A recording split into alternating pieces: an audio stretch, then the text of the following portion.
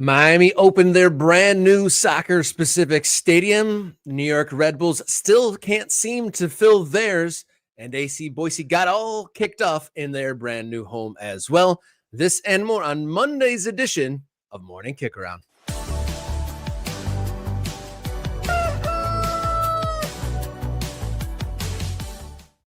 Hello and welcome to the show. You found your way to Morning Kickaround, the show that dots the map of the ever-changing American soccer landscape. How's it going? My name's Robert Kerr, in the house, local soccer guy, and to my side, radio soccer guy Jason Davis. How you feeling on this Monday morning?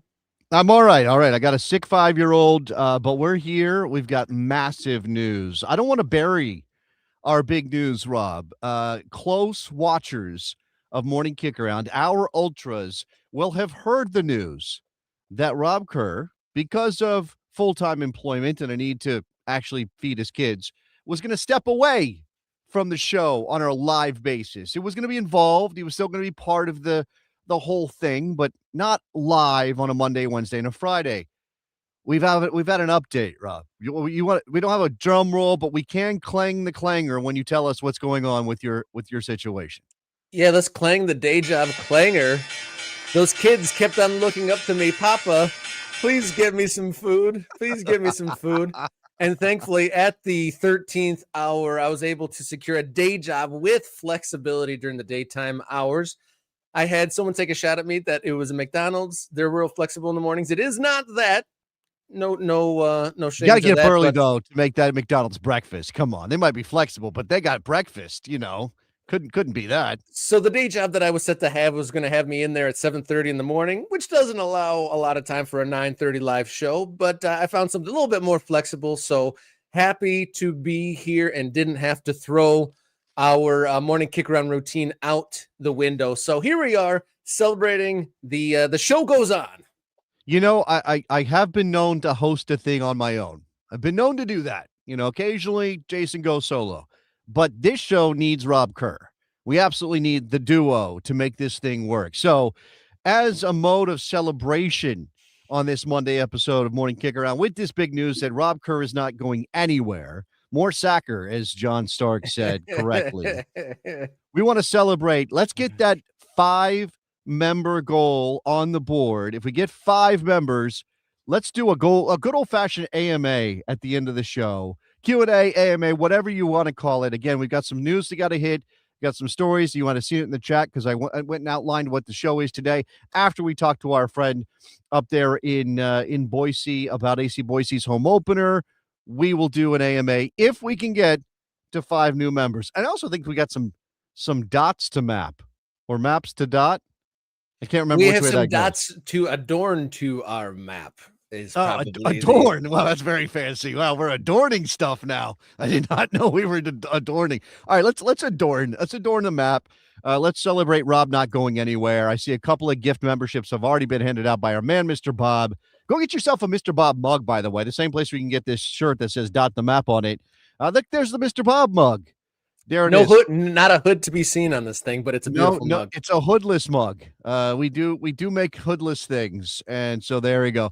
Bob's actually done 2 gift memberships because Bob is a real one. I got Jay Hunt giving out a membership, so we're just a couple away. Oh, Tulsa Mario put us across the line already. Wow. With the gift memberships. If you are picking those up, I see Brian, Henry, AJR, Luke Miller, Zach Moe, Sergeant Klein. I think somebody else, Matt maybe got one up earlier when Mr. Bob gave one out. I see Guillermo got one as well. Make sure that you look for the link to the Discord on the channel. I think the link that's posted most recently still works. So now that you're a member, you will have access to members-only posts. There's a link to the Discord. Jump in the Discord. Get your dot put into the Dot the Map channel so that we know where you are and we can put you on the big old map and celebrate the growth of this community of people that have come together to celebrate all the levels of American soccer from the bottom to the top, Rob. Yeah, hurry on over and get into the Discord and you can get your dots on the map. I suppose you could put it in the live chat here if you're open to it, but get over to the Morning Kickaround Discord server. I wanted to also say over the weekend we added Stuart to Jesus, Cool Will 20, and Royos to the membership roll. So thank you, everyone, for jumping in. Are you saying, do we get 10 altogether? We were debating 5 or 10. Are we at 10 already? I think we're at 10, which now means we just have to make the goal bigger, right? Now we got to go 15. Now we got to go 20. Let's go to the moon, Rob. No.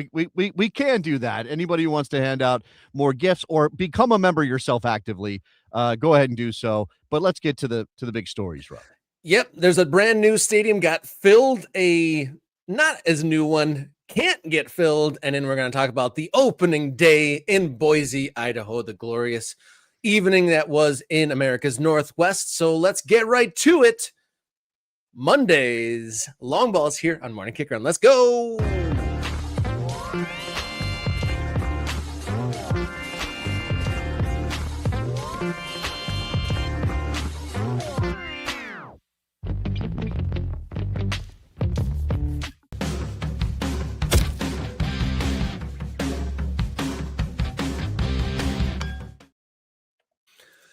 Miami opened a brand new soccer stadium, Inter Miami to be exact, and their new stadium is called New Stadium. And despite a last-second scramble for a temporary certificate of occupancy, the home opener went down without a flaw, despite not actually getting the W down there for I meant Messi to and click Co. something else. My apologies. I was interrupting you, Rob. I grabbed 305 Sports, which covers sports in Miami, Florida, from Instagram, just to give us a couple visuals here. So shout out to them for unwittingly providing us these visuals.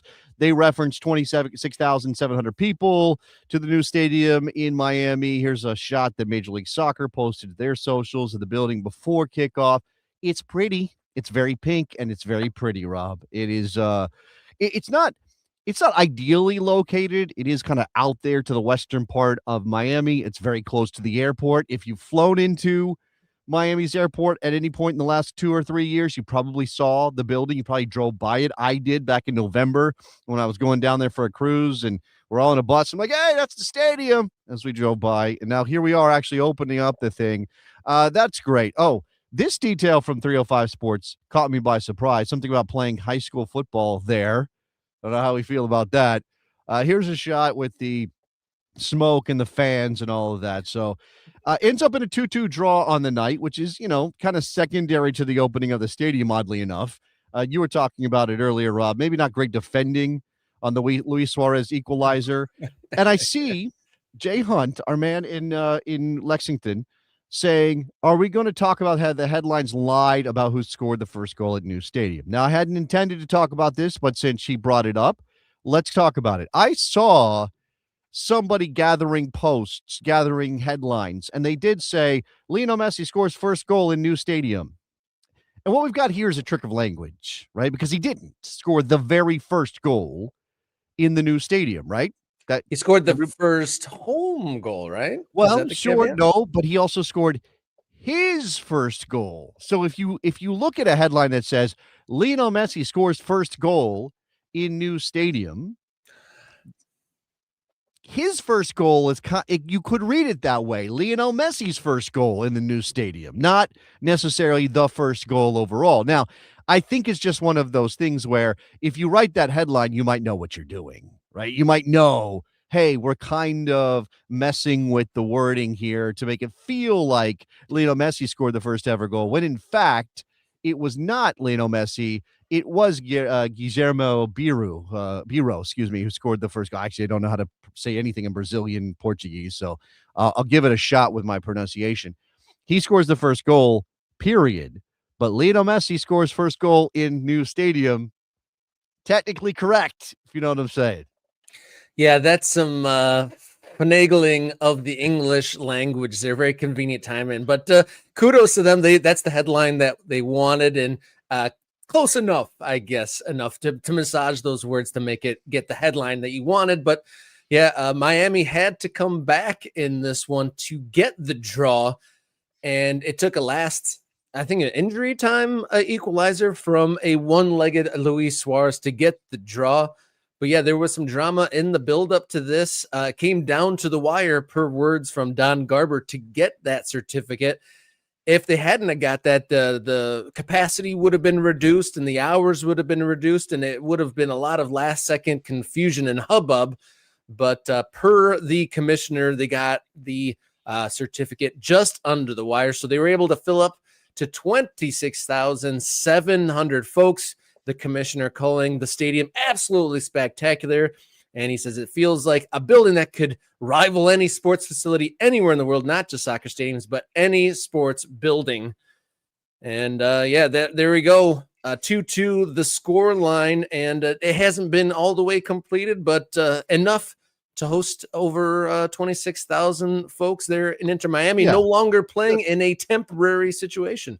It's easy to be cynical about this stuff. Oh, what kind of sweetheart deal did Inter Miami Jose Mas get on the land?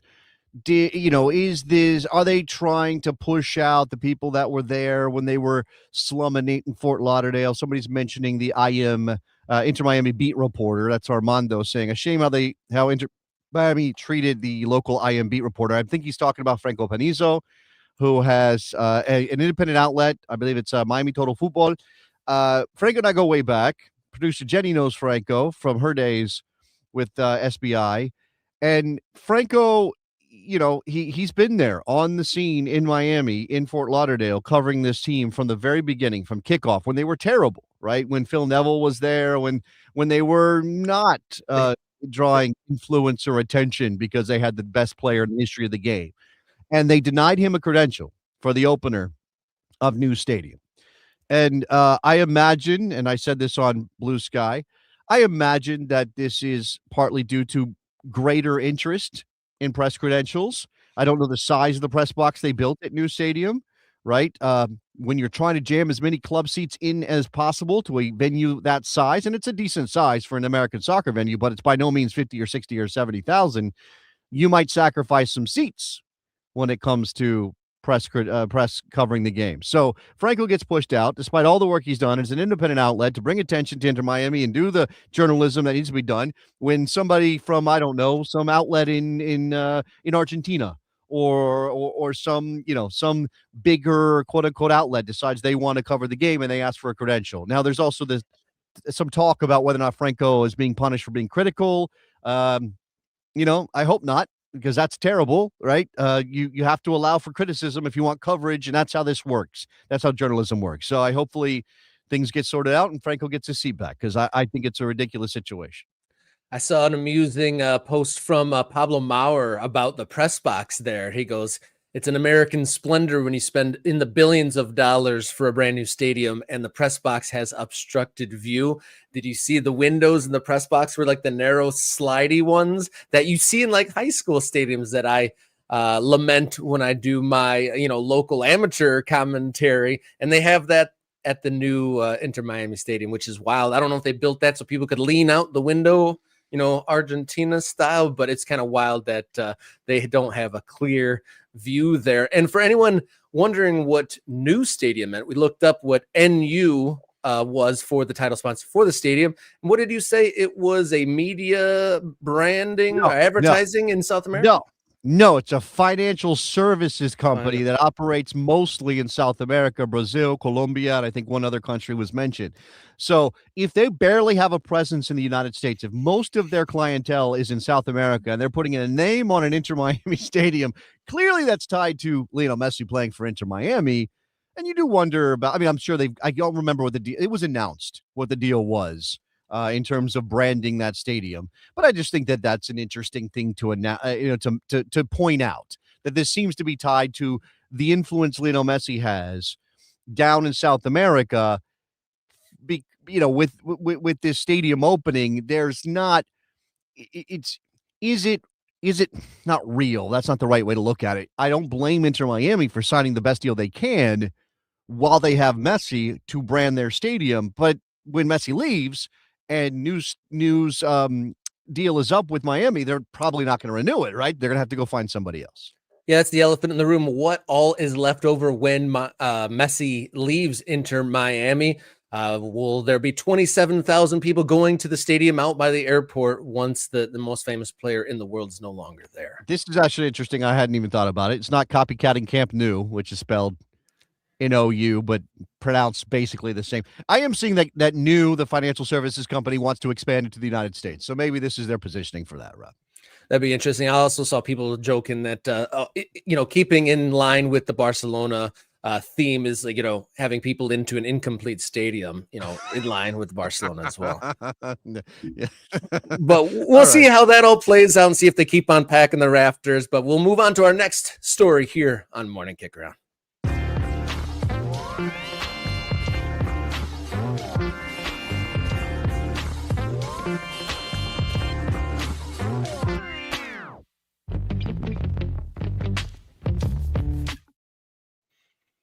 Moving up to New York now, as the New York Red Bulls got a big win on the weekend, but not many folks in the stands to attend. And on the back of that, some of the most ardent supporters had a few words to say, as they're claiming that their responsibilities, the club is trying to make them turn into ticket salesmen, and they've even had some of their privileges as supporters stripped because not enough people were buying the tickets. Jason, just another note in the New York Red Bulls saga that is not necessarily in the positive. I'm okay. So we have this picture, which is the sign that this supporters group, Torcida 96, held up or had at the stadium. We've come to support, not sell season tickets, passion over profit. Here's the statement by Torcida 96. Talking about how they were informed that they would lose their few privileges, flags, banners, and a drum because they didn't sell enough season tickets on behalf of Red Bull New York. They say, we remain silent tonight to make a statement to the front office and other fans and supporters that placing financial requirements on supporters groups and forcing members to essentially act as ticket sales reps to earn the privilege of supporting the team is not what being in the South Ward, which is the general area for all the supporters groups at Red Bull Arena, should be about. Our job is to help create the atmosphere in the stadium and support the team, not act as the marketing department for a multi-billion-dollar company. They talk about thresholds being met, minimum number of season ticket holders among the supporters groups. The more season ticket members you buy, the more privileges you get. Flags, banners, drums cost 100 season tickets.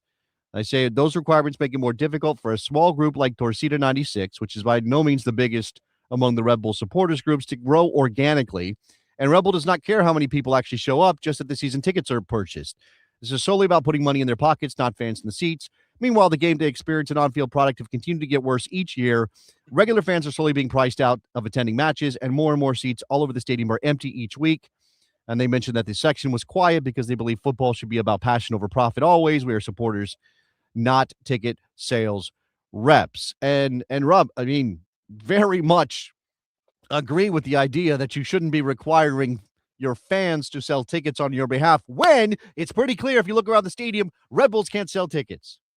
No, they sure can't. And it's just wild. It's like this weird paradox. It's like, what is the Red Bull entity getting out of this? Obviously, they want to sell tickets, but their brand is being diminished by this. So what is the point of branding this team under their name if they're not going to do their utmost to make it the pinnacle? Everything is extreme in that world, and the attendance of the New York Red Bulls is extreme in the bad direction. So why do people become season ticket holders, right? They want to dedicate themselves to something that's fun and doing the banners, the songs, and attending all the time. That's a lot of time and dedication regardless. But then you're going to have to add the whole nother layer of but you actually have to sell the tickets too. And so you're a recruiter and a salesman on top of just being a passionate fan of something that you enjoy in your spare time. That doesn't seem fair at all. We don't talk about it. Once something becomes sort of established as the way things are, you lose interest in it. And even when it's bad, right? Even when it deserves attention and criticism, or at least an examination, it kind of drifts away.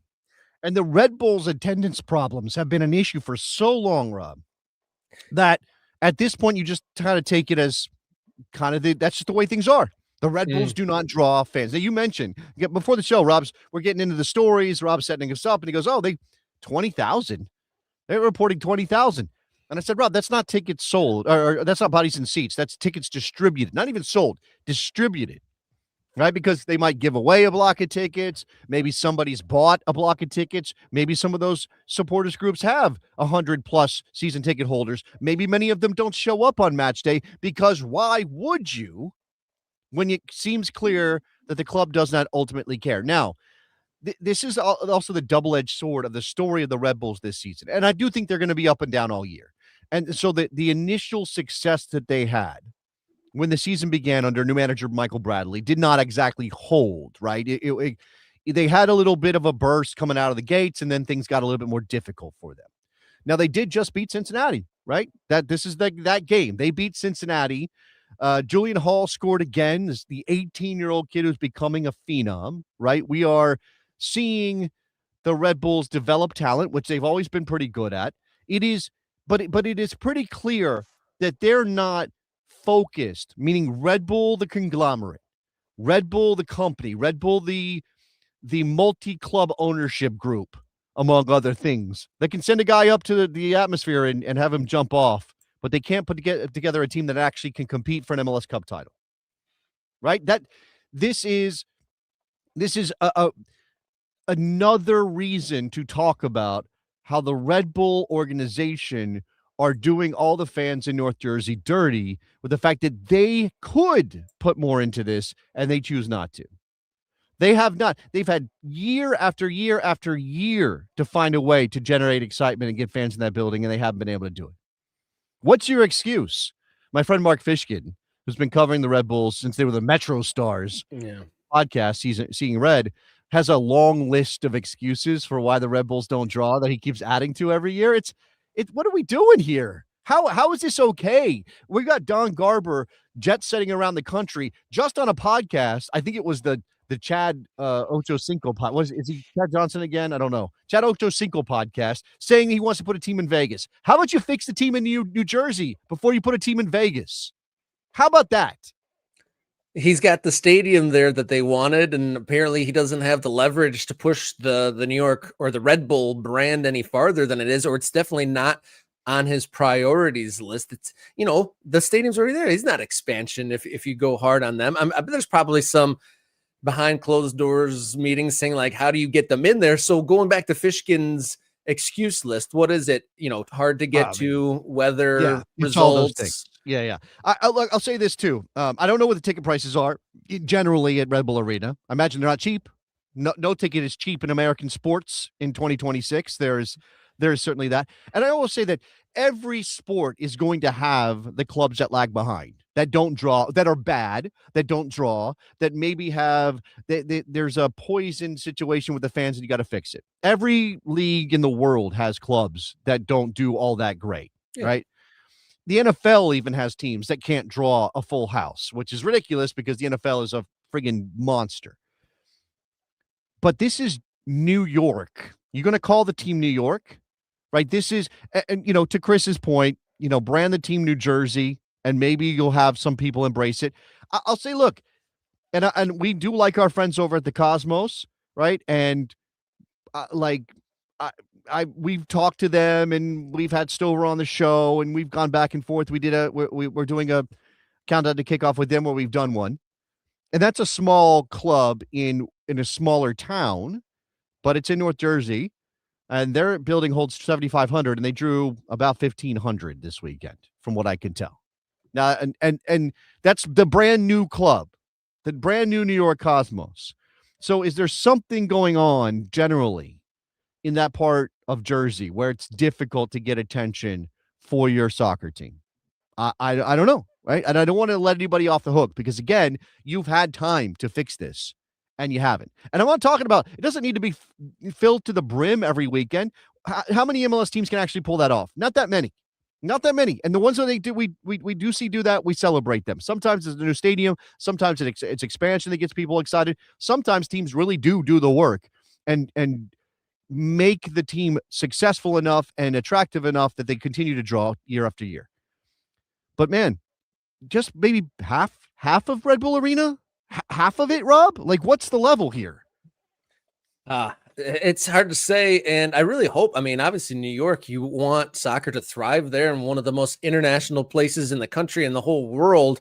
It doesn't seem like under normal sporting circumstances, they shouldn't have trouble getting people into the world's game, into one of the worldliest areas of the country. But something's awry there in North Jersey and with the New York Red Bulls. And so hopefully, fingers crossed, they can get it figured out and, have a live and thriving team there. We're going to have an Ask Us Anything at the end of the show, so maybe we can bring that up. What are the ideas to make the New York Red Bulls better? But let's slip in one more topic before our guest at the top of the hour. Let's come right back and check in with the USLPA here on Morning Kickaround.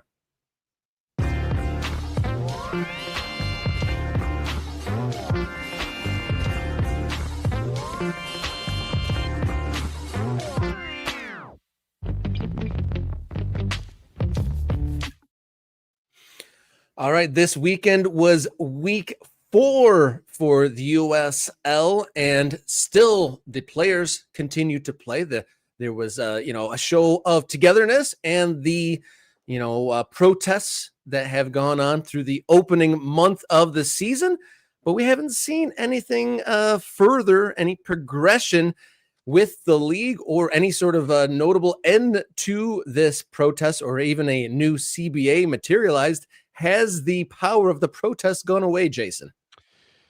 Remember, I was talking about the Red Bull situation and the fact that they don't draw becomes a story of diminishing returns. We stopped talking about it because it's just there. This is a little bit of a different timeline, of course. The USL players negotiating with USL, and then the player protest to start games and start the second half.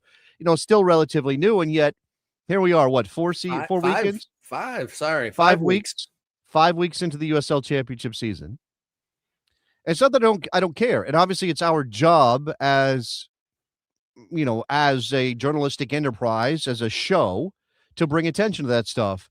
But I'm not going to do the work of the USL players for them, Rob. I'm not, it's not my job to promote everything that they do if it's not rising to the level of actually making a difference. And obviously this is the bottom line is we want to see the USL players and the USL come to an agreement on their next CBA. Now, again, we have clearly staked our place on the side of the players for most of the things that they want.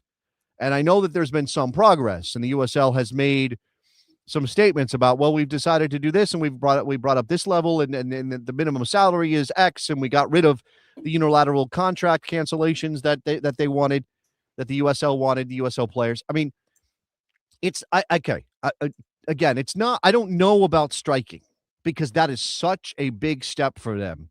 But it definitely feels like they're not going to get what they want with the status quo approach of standing around and making a circle and all that stuff, which I'm not trying to diminish as a statement, because it does have some power. But we talked about it last week. Like, you're going to have to keep escalating. You're just going to have to keep escalating. And I don't know that, again, standing in a circle is that much of an escalation. I don't know if doing it in the second half after you did it in the first half is that much of an escalation, Rob, because people stop covering it because it's just now part of the deal and there's no progress. And you're still playing the games. You're still providing results. You're still showing up on the day.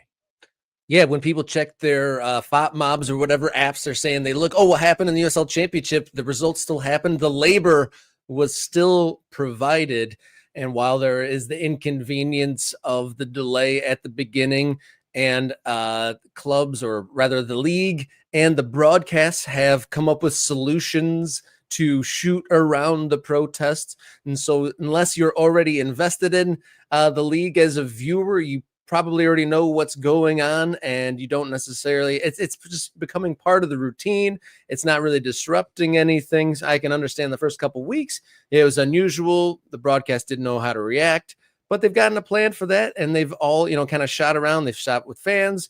They've gone to the booth in various broadcasts. And so the impact of it, I mean, I was at Keyworth weekend before last, and, the hardcore supporters chanted, pay the players, or players first. But a lot of the casuals around me were like, what's going on? And then the game started and everyone forgot about it. So a little bit of the effectiveness of the protests has faded, as Jason said. But we will keep our finger on the pulse to see if anything progresses as the season goes forward. Anything else before we move along, Jason? Nope. All right. We are going to dot the map and have a Ask Us Anything segment at the end of the show. We're really excited to have Brad Stith, CEO and co-founder of AC Boise, on the show next to detail the kickoff of Countdown to Kickoff here on Morning Kickaround.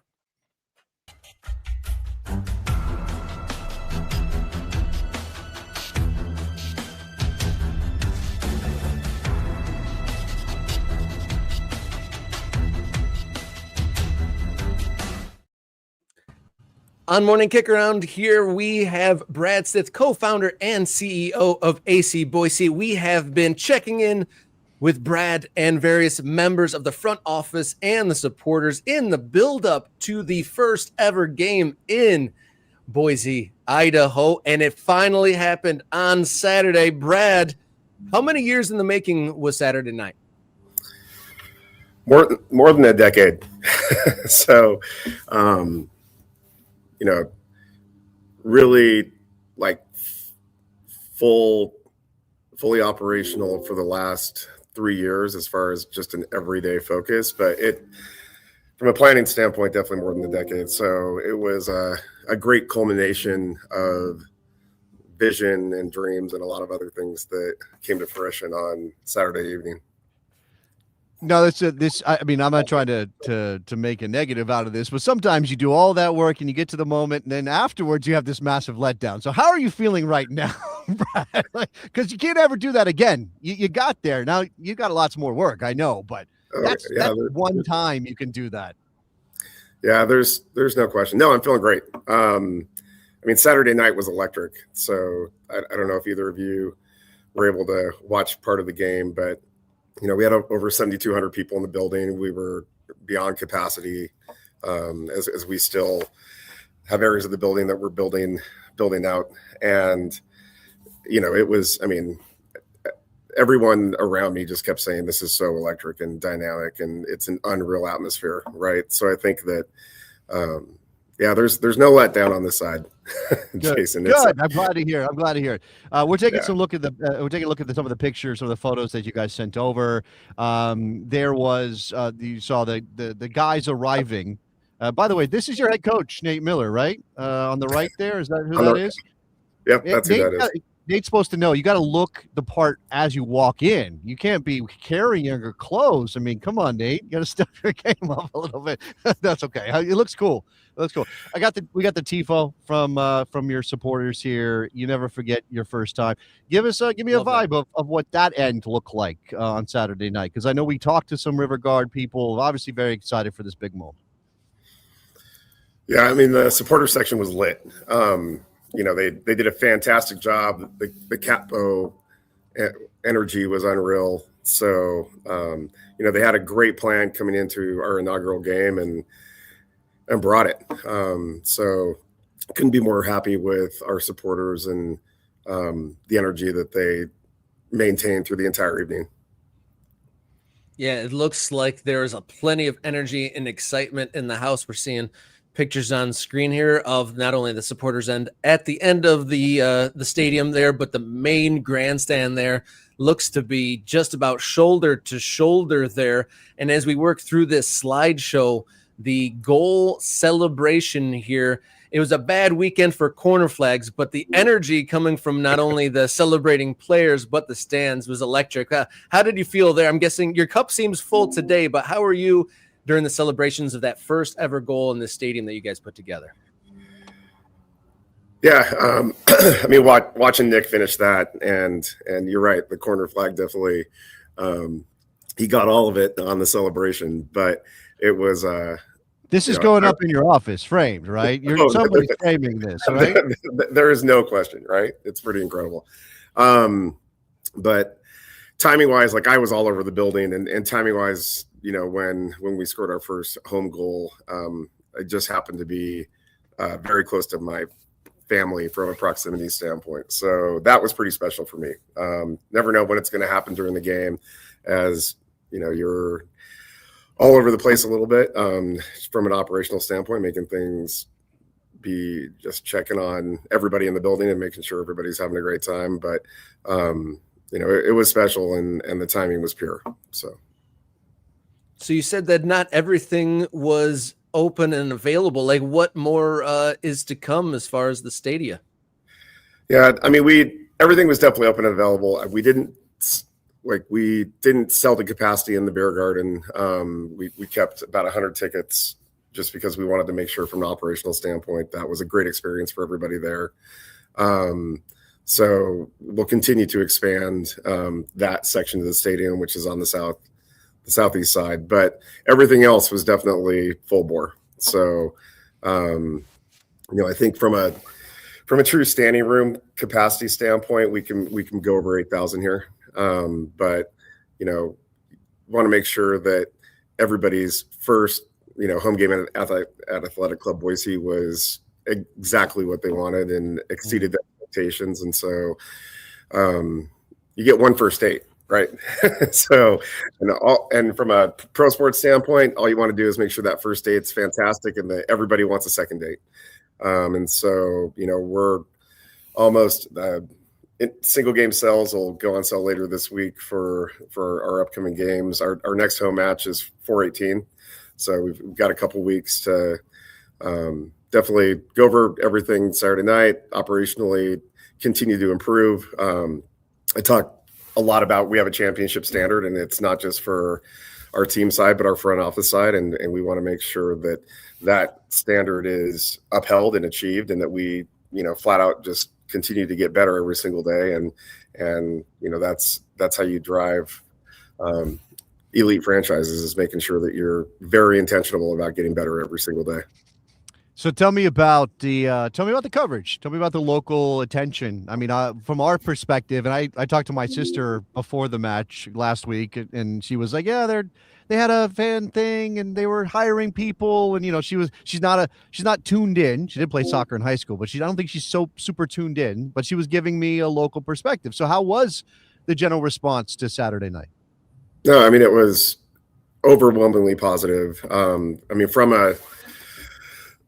We probably have the best local TV partnership that's in the USL with our NBC affiliate KTVV here, and they did a full hour pregame prior to having that on NBC here locally in town. Our coverage, we had local media, quite a bit of national media here as well on Saturday night. So I think that last call we had 42 media passes out.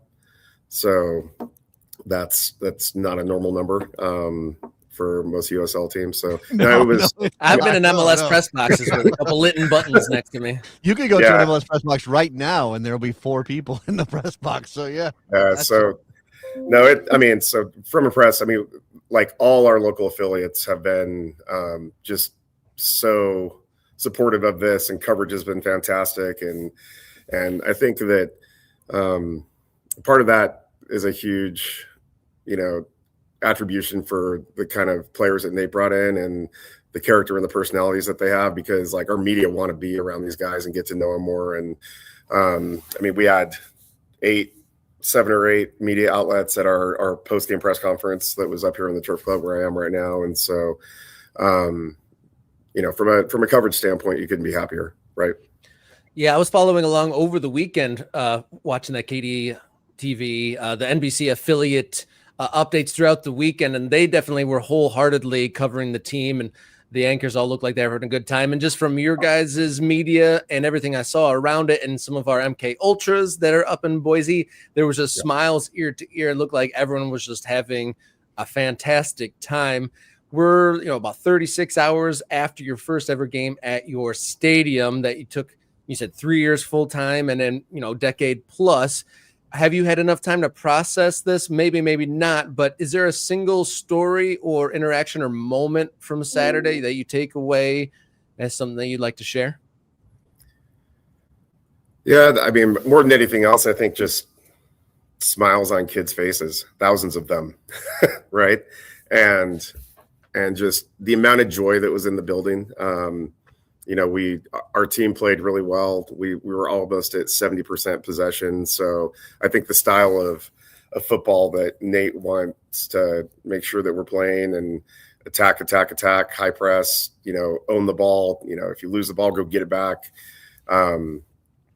I think that higher energy style of play really aligns with the grit that we have in Boise and that we have as Idahoans.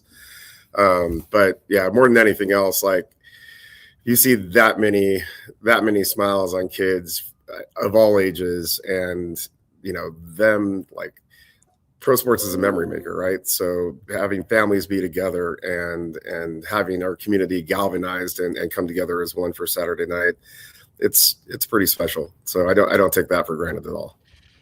Now, I see the chat is going. People obviously excited for what's happening in Boise and what you guys have built. And but we're soccer fans. We've been through these battles before, Brad. And what people will say is, okay, your first game, big crowd, lots of excitement, and you want to enjoy the moment. And I hope that your staff and everybody at AC Boise is getting a chance to enjoy the moment. But it's hard not to think about next year and the year after that and 5 years from now. And we've talked about this before, but now that you get a sense of what the immediate reaction was, what from Saturday is part of the foundation for making sure that this is not a one-off thing, this continues deep into the future? Yeah, I mean, I think everything starts with season ticket sales, right? And you see lots of teams that sell out their inaugural home opener, as they well should. I mean, they're doing something historic in their community. And then, teams that don't have that season ticket base and the community support, both from, your fans and your corporate partners, you see that dip a little bit. And even after a first year from working in pro sports for a long, long time, it's really, how do you avoid the second year drop off, right? Because everybody's so excited that first year, and you get through that honeymoon period, and how do you maintain that? And I think that for us and, the massive season ticket holder base we have, is the foundation of this franchise. And so when you're able to align with them and make sure that, your service side is incredible and that they have a great experience every single time they come in the building, that's the accountability of running the front office the right way, right? And making sure that it's fan first and it's intentional and it's focused and there's definitely a right way to operate, and I've been lucky enough to learn from some of the best in the world, and that part's special. Robert, back to your other question though. The game was incredible. The atmosphere was incredible. The one thing that I think that was truly special over the weekend is we had Easter brunch together yesterday. So the team, the coaches, the ownership, all the families, the entire front office. So we were up here, had a couple hundred people up here for brunch, and it was a beautiful day in Boise. So it was probably 70 degrees outside, and you had kids playing on the pitch. And, it's like, how often do you really get to do that? But I think that, when you're bringing a team to fruition like this and you're able to, it's about family, right? And that's truly what we are. That sounds like an amazing Easter Sunday to spend it with the new extended family there and have players and team and staff all there in one place at the same time, celebrating that big first step there from Saturday night into Sunday morning. And I'm assuming the sun looked as beautiful as it does shining in on you and the stadium there in our shot today. We've got some comments from the viewers saying that this success of this opening weekend speaks a lot to the time and kind of like not rushing into this, because we've seen other teams, get a little bit ahead of themselves, maybe rush into things. What can you say about kind of you and your group's, measured approach and not rushing to the market ahead of time? Yeah, I think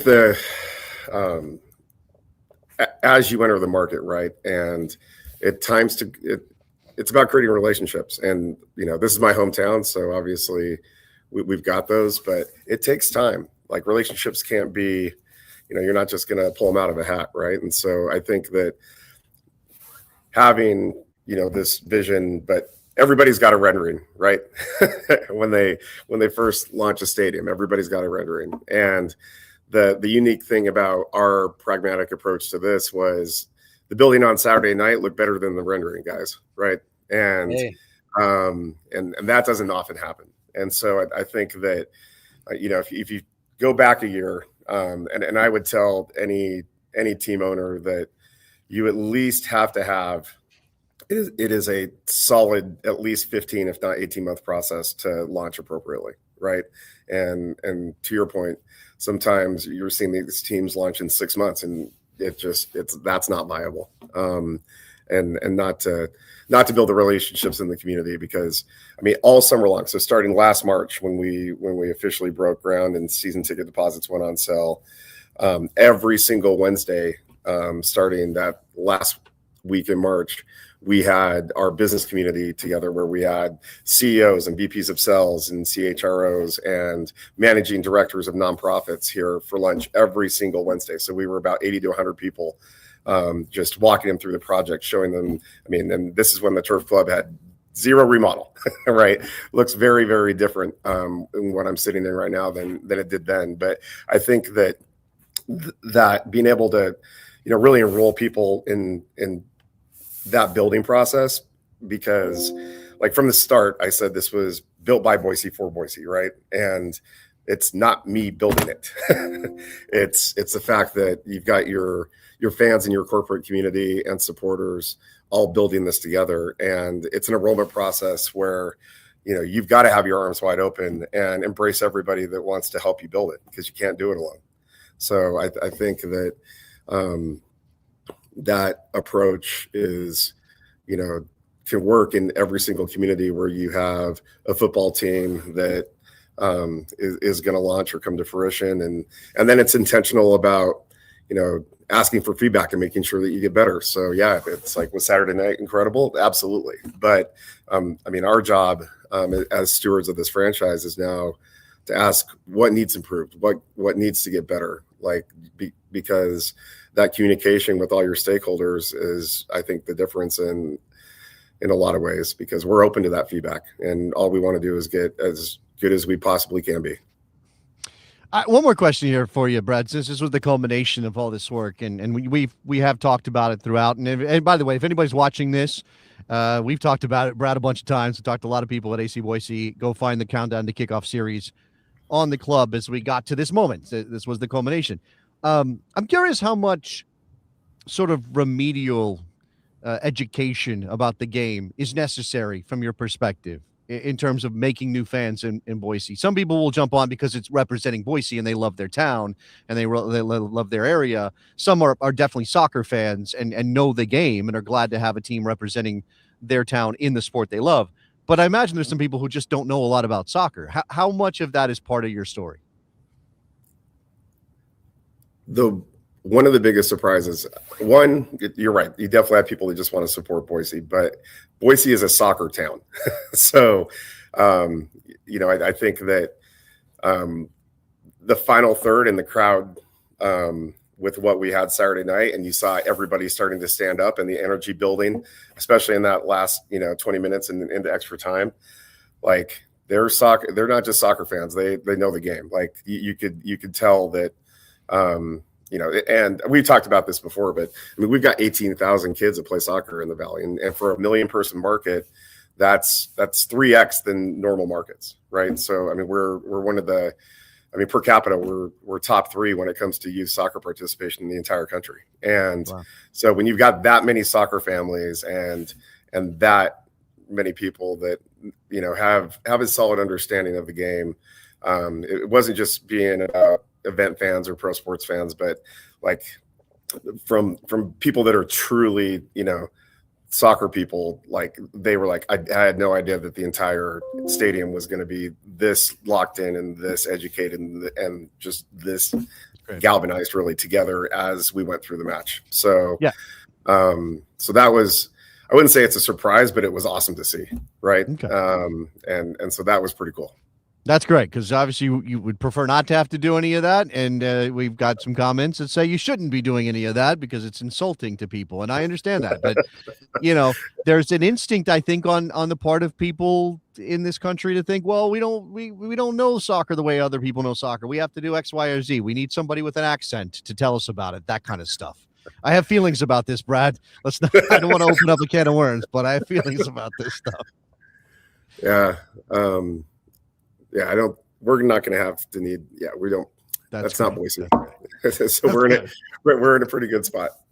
So, well, Brad, congratulations on opening day, and it's been an exciting journey to count down to kickoff with AC Boise, and I'm glad the first day at the stadium went so well. And then viewers, look up the AC Boise Countdown to Kickoff playlist on the channel. Any parting words as we go, Brad? As we got a couple weeks to the next game. yeah, I mean, we're on the road to AV Alta this weekend, and we're back home against Westchester on the 18th. But no, I mean, Jason, Robert, just want to thank you guys for the continued conversation. But with any franchise, like countdown to kickoff, people are like, "Oh, you finally got there," and I'm like, "No, we finally that was the starting gun, right?" Right. and so I was like, "Yeah, the buildup's there, but finally got this thing started on Saturday." And again, it's intentional about just getting better and improving and embracing your community, embracing the fans, and building this together brick by brick. And that's how proper franchises are created, because it's truly owned by. I mean, this is for Boise. Boise owns this, and I think that they're proud of what they saw Saturday night, and we'll just continue to take steps forward and make it better. One step to the next, all the work going into that first day, and then now the new beginning begins. So thank you, Brad, for joining us on Countdown to Kickoff. Yep. Thanks, Jason. Thanks, Robert. Thank you, Brad. Yeah, I'll remind you guys one more time, check out the AC Boise Countdown to Kickoff playlist on the Morning Kickaround channel. We have been detailing their story for the last few months. And if you know, that story goes back to them hosting an exhibition game like 12 years ago. I think it was 2 Spanish teams, and the locals realized that they filled the stadium with 2 unconnected soccer teams there in Boise, Idaho. And it's been that idea come to culmination 12 years later. So congratulations to them, and be sure to check out the whole Countdown to Kickoff series there on the Morning Kickaround YouTube channel. Stick with us here today. We're going to come right back with one more segment, a Q&A, and a Dot the Map here to round off Monday's Morning Kickaround.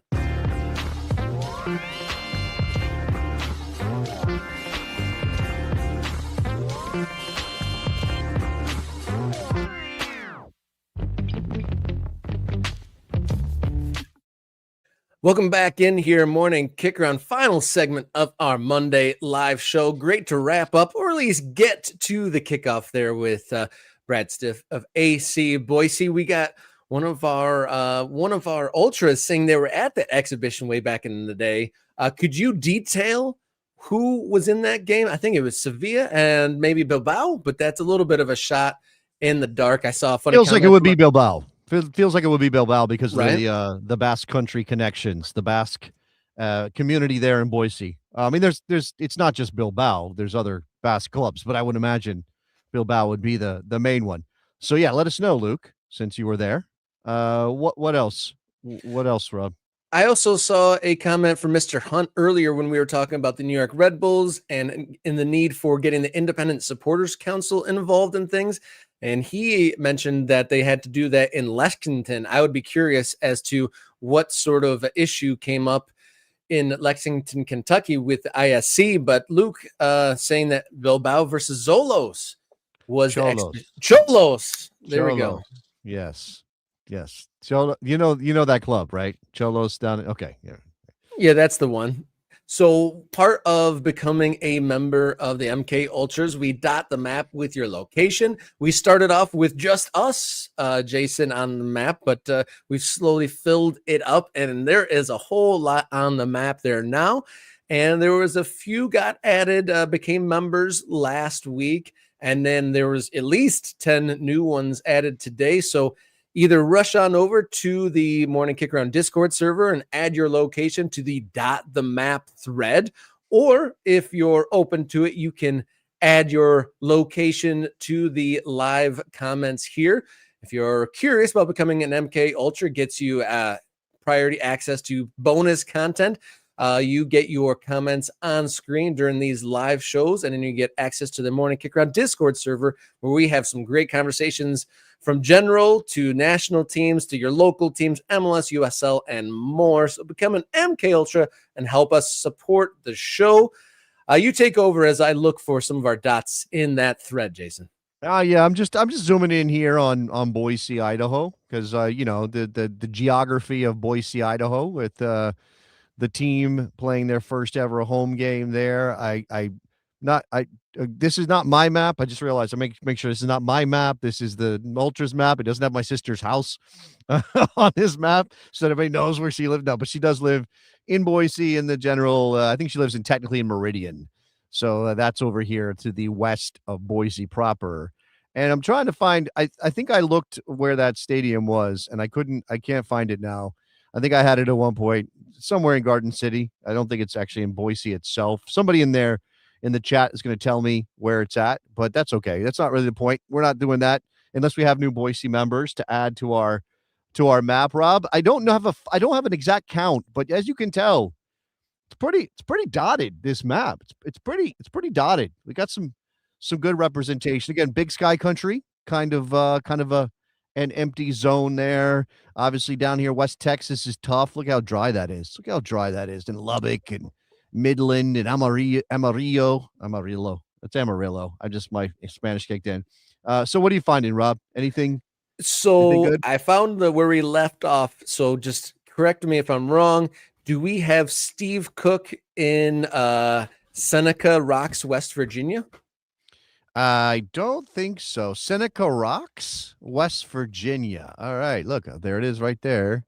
Do not have anybody dotted in Seneca Rocks, West Virginia. So let's add. Right, Mr. Steve Cook is going to be added to the map of MK Ultras. He lives in Seneca Rocks, West Virginia. I believe our first West Virginia dot, and he is a supporter of the Pittsburgh Riverhounds and Leicester City. All right, Leicester City. Wow. Do we have any other Leicester fans in the group? I don't even know. I think everyone in the back of their minds, just for the story's sake of the team, winning the championship and all that. But I don't know if you looked at the tables over there in England, but Leicester City in danger of going to the third tier of soccer 10 years after reaching the summit.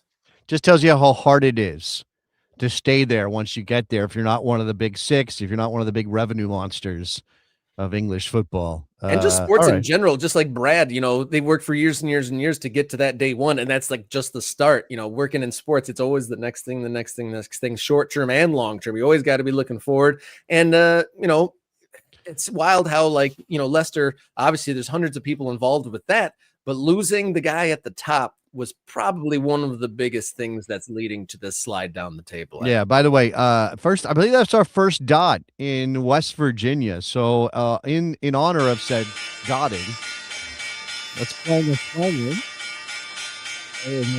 That's for Steve Cook in West by God, Virginia. What else we got here, Rob?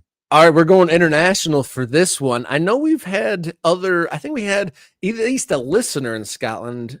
I'm not sure if we dotted their map, but we are going to Carlow in the Republic of Ireland, Carlow. And this is for Robert in Carlow in the Republic of Ireland.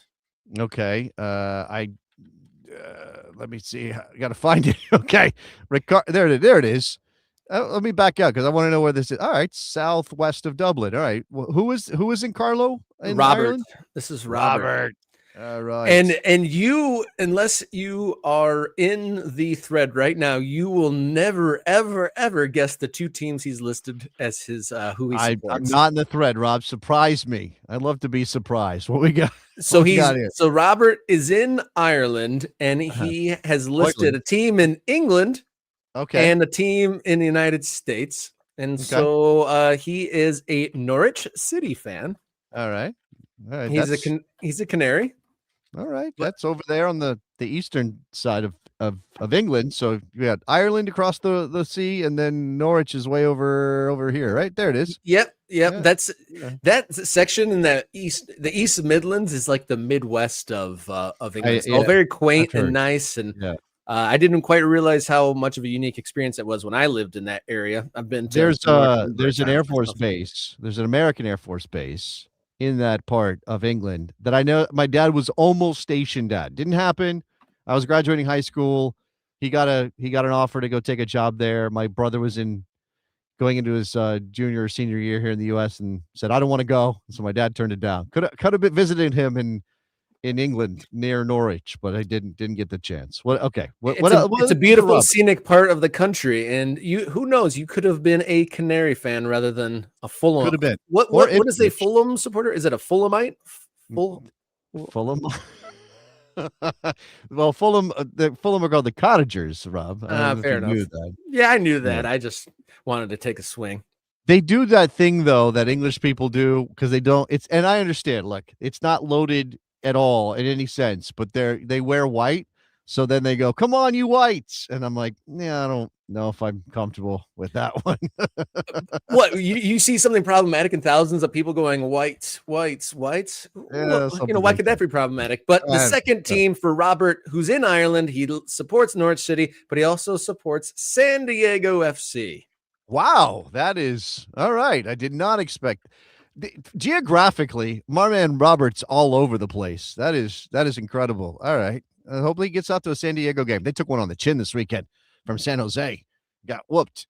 Preston Judd did a corner flag celebration. He raised the leg. It was very funny. All right, what else, Rob? Anybody else? So through my seeking in the morning kick around dot the map thread, I believe we are all caught up there. But has there been any of our new members that joined? There's been at least 10 new members today. Have any of them put their location in here? Let me scroll back. Because we got wrapped up talking to Brad Stith and doing some other things. I don't think we did a ton of getting our supporters and our ultras on screen here. Let's see, a lot of back and forth with them talking to one another. That's Luke, who said he was at that original exhibition game, which sowed the seeds of AC Boise. The Boise game was great. I'm local to Boise, excited to get to a game, watched on television. Let's see what else we got here. I'm looking for locations. I don't see. Let's go down the list. Jack and Luke, and they played on the BSU Blue Turf back then, that exhibition game. That must have been wild, playing on that Boise State Blue Turf. Let's see. Jack again. American Groundhopper giving me some geographical guidance on where the Boise Stadium is. Let's see what else we got. Seneca Rocks, not spelled the way that they wanted.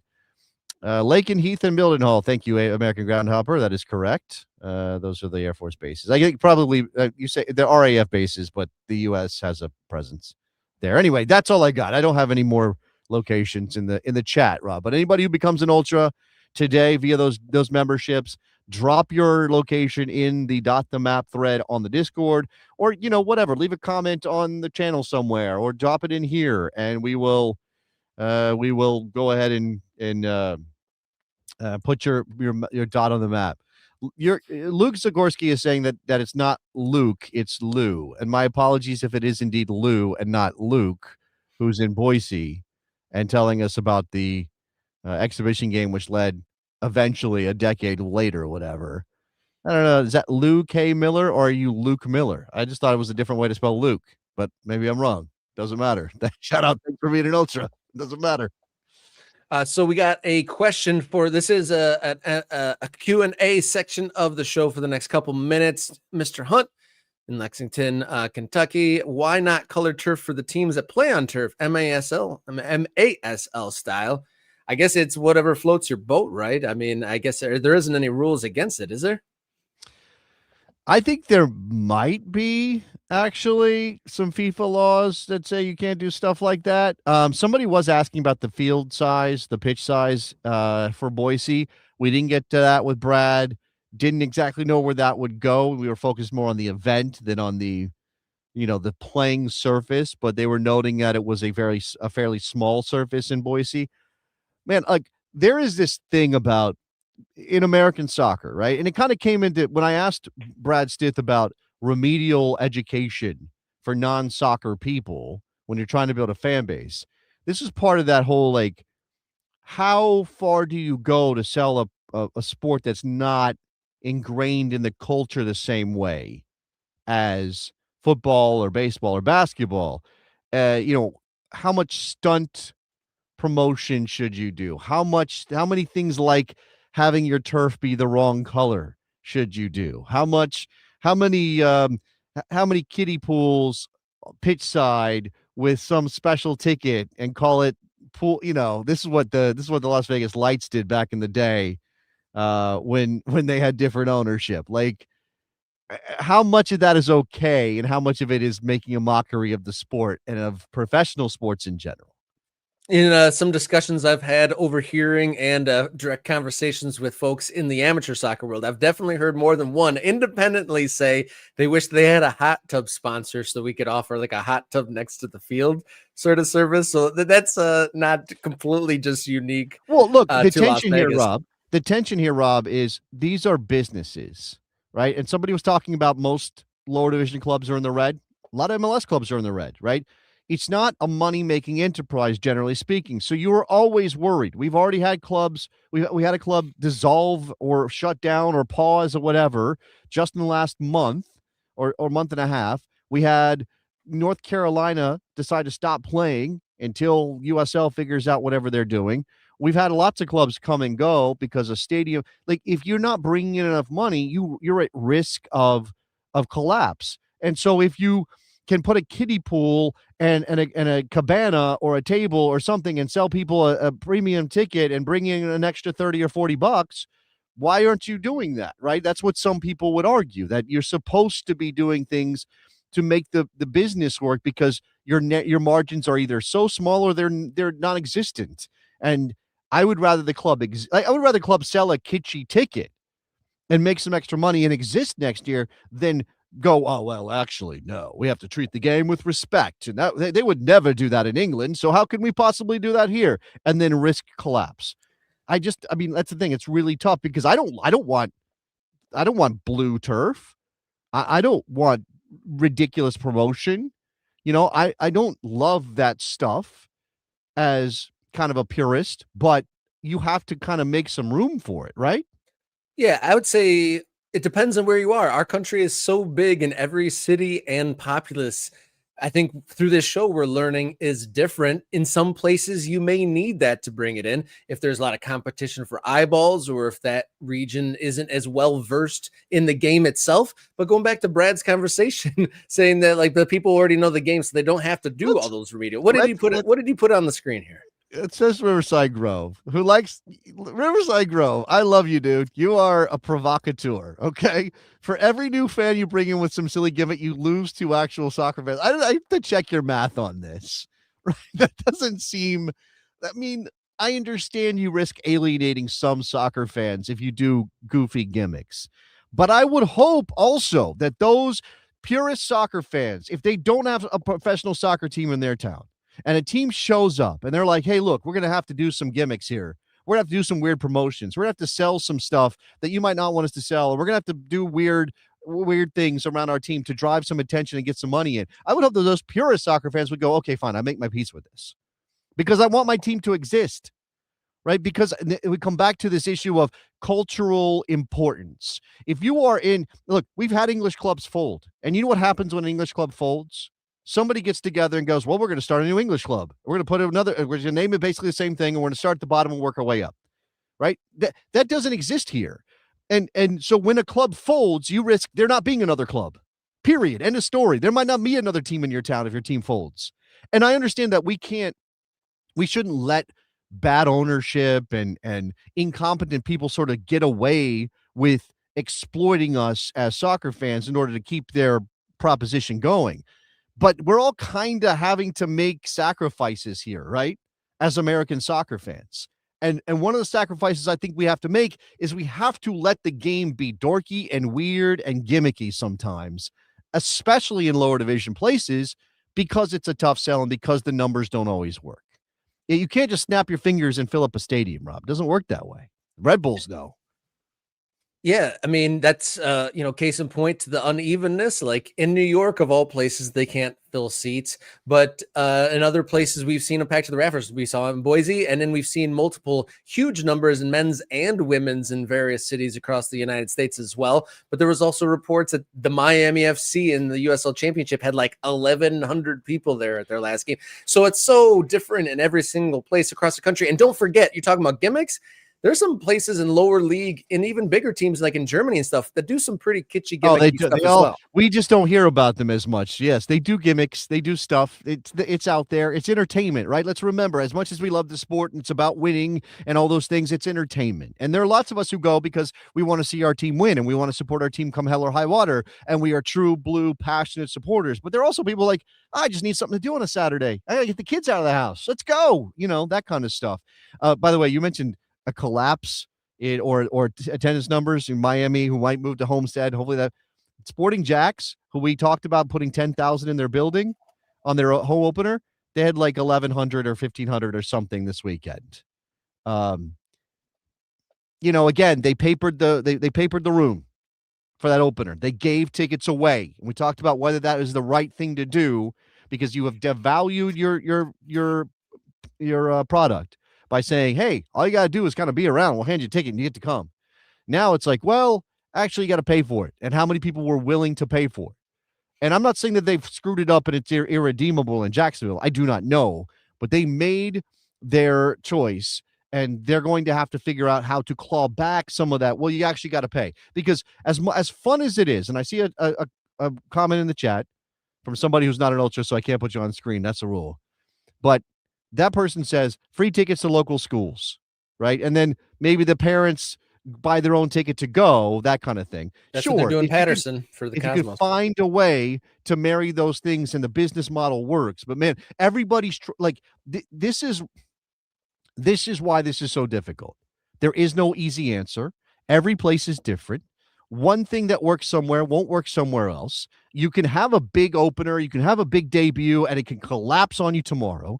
You obviously need to put a product on the field people want to watch. People don't like to go watch a loser. So you better put a winner on the field, and you got to spend money to put a winner on the field. So now where's the money coming from to put the winner on the field when maybe it's a struggle to get people in the stands? And the other option is don't even try. Like, don't even try because you might not make it. Is that what it's so hard. It's so hard. Yeah, no easy thing whatsoever. And I gotta say though, I gotta reply. You saying he's a provocateur, Mr. Riverside Grove. I'll push back on this. Detroit City FC definitely did a lot of gimmicks and dork stuff. They literally had a jean shorts cannon to shoot into the crowd. They still have, the player of the season rides a bicycle around. They do a lap of honor riding a bicycle. They have beer barrel races in a halftime. So they are not above that. And they took 6 years of being an amateur club before. There is not. And yes, they were doing that while they were an amateur club. And they finally got to the point where okay, they're doing it now, but they also recognize we have to do these things to get, because this is the thing. And I understand why Sporting Jacks did what they did, right? Because the idea is get them in the door. They go, oh, this is awesome. I want to come back. And you're like, okay, now it's $25 to come back. And you're like, okay, all right, I'll pay the $25 to come back because I really, really, really, really liked it. It was so much fun. That's the idea. You give people a taste. There's another business where that's a general idea. You give people a taste and they keep coming back, right? First taste is free. First taste is free. I understand that that's an approach, right? And that's also what the gimmicks are about. The gimmicks are, you come for the gimmick, you enjoy the product on the field, and then you start coming back. And maybe you're a supporter, maybe you're a season ticket holder. That's the idea, right? And again, talking to people who run lower division clubs in this country, as we have on Countdown to Kickoff, as we have with New Mexico United and our friend Ron, this is always tomorrow it could go bad, right? And they have to be active. It's a 24-hour a day job. It is that. It's a 24-hour a day job to make a professional soccer club work in the United States of America. There's always something you're forgetting too. There's so many aspects. There's so many businesses within the business of running a club: merchandise, tickets, sales, live events, community interaction, and more. And it's what's the old saying? Did you forget how much the books weigh? The guy who made the library famously forgot to account for the books. There's always something else when it comes to running a club. And just one final thought I have on the Miami FC, talking about that. The patience and the slow play or the methodical launch of Boise And then compared to, the Jacksonville, should they have maybe waited until their new stadium or that big development comes to fruition before they launch their brand, in a high school football stadium? Like, will they be able to recover from that as their first impression to their brand and their club? Like, will they I feel like they've now set a new task in the couple of years or so, if and when that stadium plan comes to fruition in Jacksonville. Will they be able to then, brush away that early era and then step it up a notch? Absolutely. Once you establish, and this is why Detroit is something people want to hold on to, because they managed to be short season summer league soccer that built themselves up into a legitimate professional soccer enterprise that is now building a stadium, right? That's not the normal American story. And the reason why it's not the normal American story is because you do have difficult choices. If you establish yourself, if you set in people's mind, by the way, MLS is still dealing with this. You look around MLS, which teams have the most success drawing fans? It's the teams that are fairly new, so they still have that new club smell on them, right? Yep. Have a brand new stadium, a new stadium smell on them, right? Or they have some other thing about them that is sort of new and different, or they're new enough that they avoided having been part of MLS 1.0, where you get established. And as much as DC had a vibrant fan atmosphere and an incredible support in DC, thanks to La Brava and things like that, and there are some other clubs around Major League Soccer that had very good support from the beginning. Lots of those clubs, unless they have built new stadiums that really draw them out, struggle because in the people's minds, the locals of that community, the sports fans of that community, oh, that's the MLS team. It's like minor league soccer, right? I know it's called Major League Soccer, but essentially, they were playing on turf, or everybody knew them as the fifth team in town or the fourth team in town. And again, I don't know. It's not one size fits all, and obviously, different places culturally fit differently. And I think that's maybe the thing that is so hard to pin down. You want to say that Detroit City did it right? Sure. But you know what Detroit City did? They rode a wave. The wave, they didn't control the wave. Sean Mann and his guys, they launched the thing because they wanted a club. And they happened to catch a wave of a group of hardcore supporters that lifted them up, that took them from, Cats Tech to Hamtramck, and now to the brand new stadium. And yes, they've done things to maximize the wave as they've gone, Rob. But that initial burst, that was almost out of their control. They were just tapping into something they thought might be there. But they didn't know for sure. And nobody who starts a soccer club in America knows for sure. And then all we do is, after the fact, go back and go, well, they did that wrong. And they did that wrong. Oh, why'd they do that? That was a terrible. Why'd they do that gimmick? That's the reason that they folded. But it's this alchemy. It's an alchemy, Rob. Yeah, there's just so much that goes into it, and it's just a continuous. There's always the next thing, the next thing, the next thing. And I'm interested with that in mind. Talk about new club smell, but trying to step into a new era. It'll be interesting to see what happens to Chicago Fire when their new stadium arrives, because their owner Mansueto has poured in hundreds of millions and millions of dollars, and then doubled or tripled down with a new soccer specific stadium built in the city. But will that be enough to refresh the Chicago vibe or smell of the club? Because they bounced around to a number of different places with variable degrees of success, and they've had some valleys and some peaks. And curious to see if that new stadium provides a new plateau at a higher level for the Fire.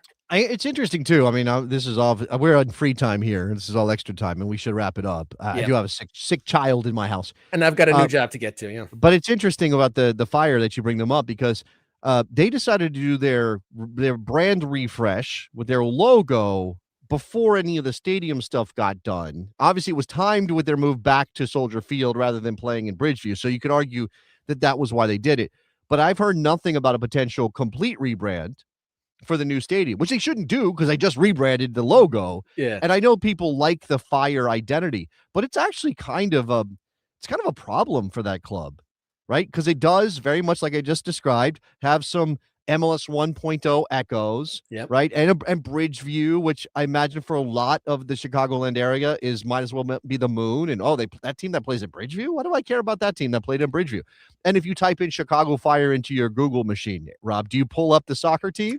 No, it's a TV show. A TV show. I mean, come on, like that's or a the kind of historical event. Yeah, that too. That's the kind of thing that normally begets a rebranding, but we'll see. I don't know.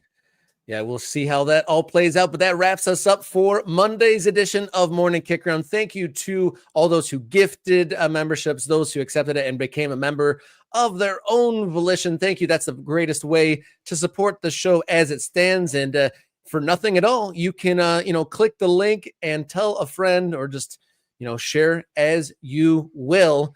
But we will be back on Wednesday for another live edition of Morning Kickaround. So until then, stay warm, continue to be brave, and enjoy your soccer.